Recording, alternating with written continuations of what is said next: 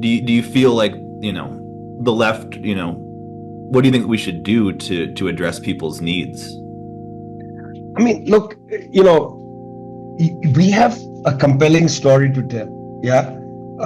We have a very compelling story. I mean, if you're living in a place like Minneapolis, let's say, wouldn't it be better if we could figure out better internal, rail systems so people don't have to commute for such a long time to get to a job? Wouldn't it be great if rather than spend so much of the money on let's say military weapon systems, F-35 bombers, and so on.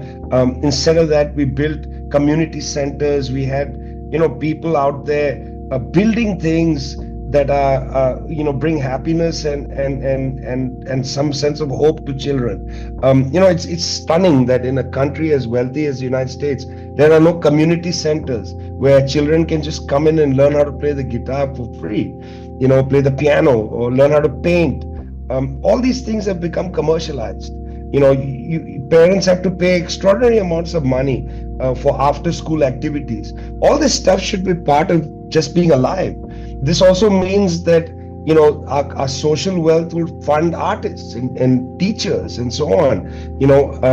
There should be sports fields built, where and maintained, where kids could come and play. Swimming pools maintained, built and maintained. I mean, all of this is employment, to create happiness and joy in society, rather than have people work precarious jobs, struggling to find clients, to pay your bills and that kind of thing. We have a compelling story to tell.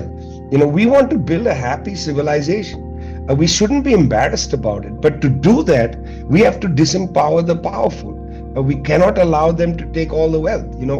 We cannot allow a system to be built that's premised on creating wealth for the few and misery for the many. We want to build, in fact, a civilization which brings happiness and stability for the many. That's what we want to build. Listen, you live in a neighborhood somewhere